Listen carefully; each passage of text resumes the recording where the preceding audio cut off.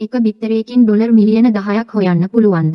මේක ජයග්‍රාහකයාට ඩොලර් මිලියන 10ක් ලබා දෙන ලෝක කුසලාන ඉහුම් පිහුම් තරගයක්.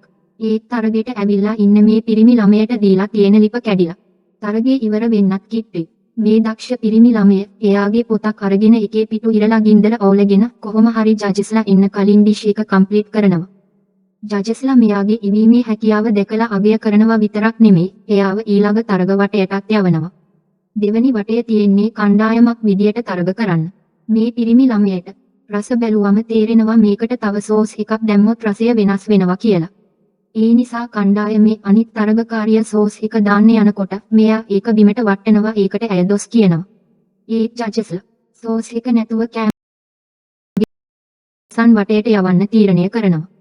තරගයේ ඉවර වෙලා හැමෝම යන අතරේ ජජ් කෙනෙක් දකිනවා මේ පිරිමි ළමයා තවමත් උයනවා.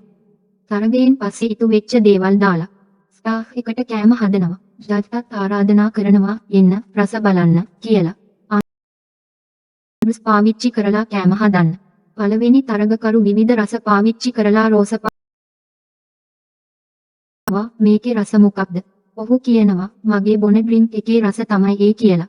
ඊළඟ තරගකාරයාගේ කෑම ජජ්ට කැමති ඒකේ කොණ්ඩ ගහක් තියෙනවා ජජ් දකිනවා. ඊළඟ තරගකාරියගෙන් ජජ් අහනවා මේකේ මොකක් හරි අඩුවක් ඔයාට පේනවද කියලා. තරගකාරිය විශ්වාසයෙන් කියනවා මගේ කෑම එකේ කිසිම අඩුවක් නැහැ කියලා. ඒත් පස්සේ තමයි එයාට තේරෙන්නේ කෑම එක කන්ට්‍රෝන ප්ලාස්ටික් එකක් එයා තියලා නැහැ කියලා. අවසාන තරගකරු අපේ පිරිමි ළමයා. ජජ් අහනවා නූඩ්ල්ස් වලින් නේද හදන්න කිව්වේ කියලා.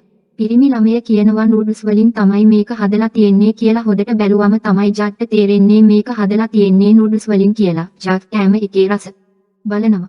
ජජ් පුදුම වෙලා කියනවා මම ජීවිතේටම කාපු රසම කෑම එක මේක කියලා. අවසානෙට මේ පිරිමි ළමයා තරගයෙන් දිනනවා ඩොලර් මිලියන 10ක්.